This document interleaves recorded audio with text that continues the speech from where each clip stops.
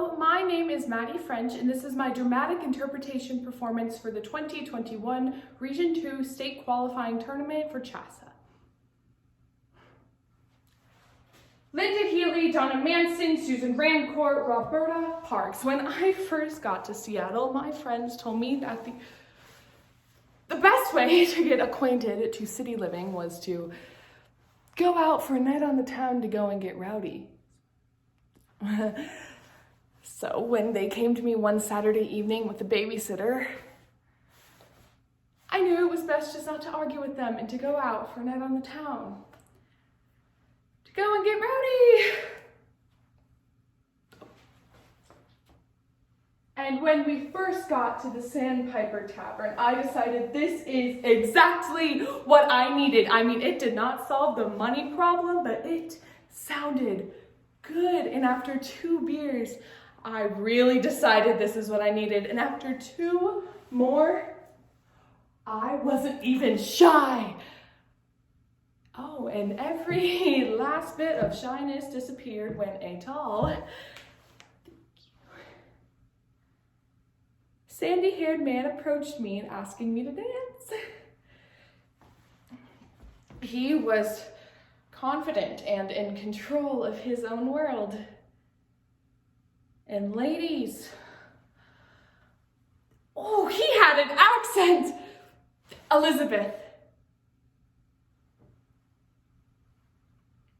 In 2017, the movie Extremely Wicked, Shockingly Evil, and Vile made news headlines for showcasing a new and unique perspective on the horrific murders that took place throughout the 1970s. What these articles fail to mention is they did not get in contact with the woman this movie is supposed to be about. In the most recent publication of her novel, she quotes, "How could anyone tell my story without directly speaking to me?" Like her, I am here to shed light on the stories that go unrecognized because you never know when it will be someone you know. Or you.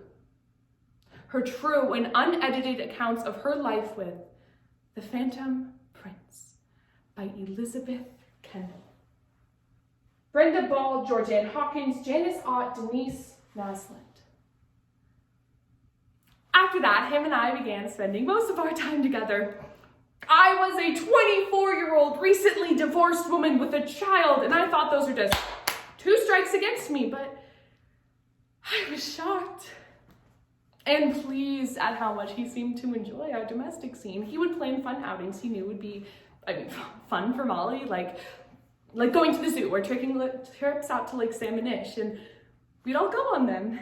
Every Saturday morning, I would wake up to hear Molly screaming, "Save me, Mom, save me!" And I would run out to see them on the floor in a tickle fight, which I would inevitably end up joining until one of us, usually me, was calling for a truce.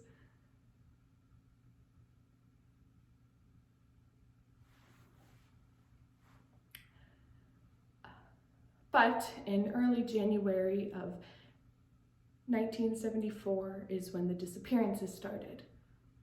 A young woman was taken from the University District, and then another young woman went missing. In early February, a young girl was taken from her own front lawn.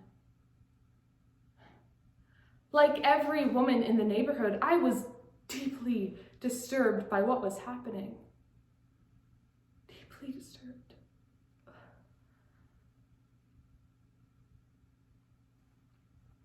He was too. One day, after taking Molly home for a walk and make sure to wash your hands before supper, he started yelling at me. What, so I'm not allowed to take my own daughter out for a walk anymore? Are you kidding me?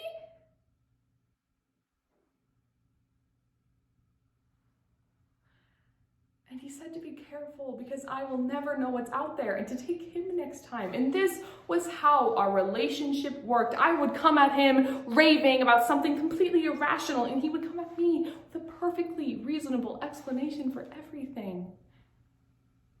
One day when I was going through his desk drawers, you know how snoopy I am. Melissa Smith, Laura Aim, Carol DeRonch, Deborah Kent. In the back of the drawer, I found a jar of plaster of Paris. And he was working at a hospital at the time, so thought he was stealing it. So I confronted him about it, and he told me, well, you never know when you're gonna break a leg, babe. Here. We both laughed.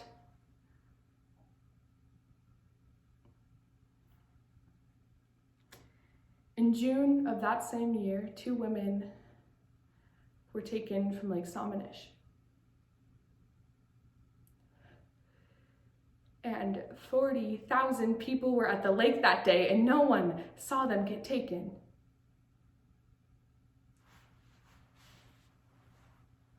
Carol DeRanche, Deborah Kent, Karen Campbell, Julie Cunningham. When I went into work the next day, a young male coworker approached me with a photo.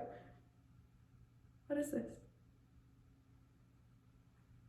It was from the Seattle Times. They had a police sketch going around of who they thought the suspect would be, but he had underlined 2 things at the bottom, a car and a name.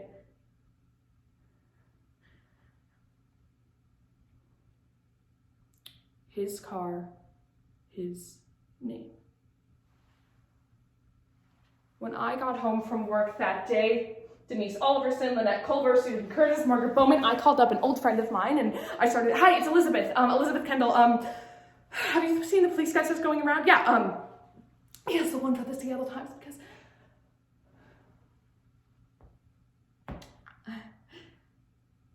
I know I'm crazy. I'm just going crazy. I'm just going crazy, but it's his name, and it looks like a little bit like him. You know, there's something about the eyes in it, and it says that he has an accent, and okay. I've just been thinking about his morals. You know how he steals things like the plaster of Paris and the crutches that I found that one time, and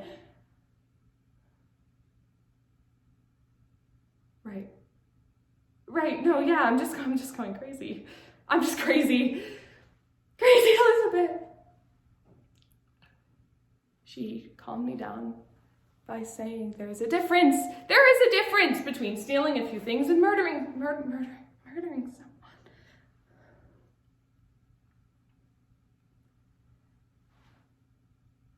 It was unfathomable to me that he would ever hurt Molly and I. Karen Chandler, Kathy Kleiner, Cheryl Thomas, Kimberly Leach. On July 4th of that same year, we packed his VW high with boating equipment and went out to the lake. Molly was, thank God, at a friend's house, so it was just him and me. And I had put the police sketch out of my mind, and he helped me into the boat. And God, we were there for hours just floating.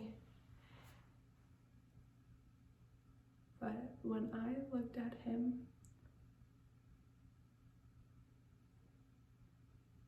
it wasn't him. And then out of nowhere, he was grabbing me and holding my head out of the water, and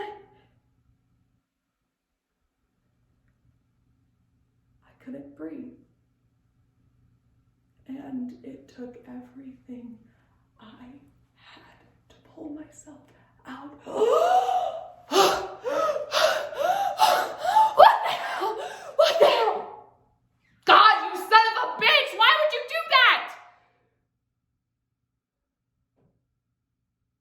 But it still wasn't him.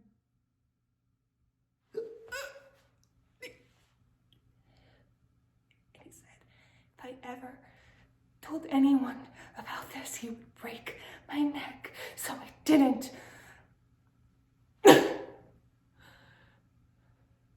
I hate you.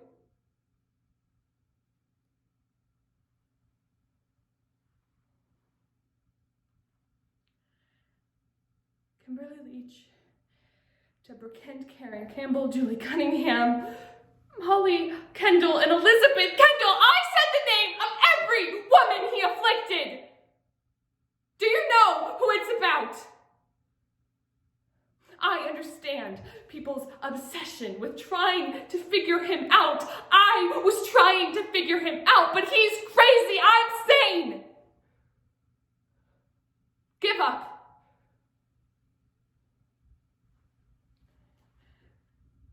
Give up and live your life, because it is a gift to be able to make mistakes and to learn. Your life is a gift.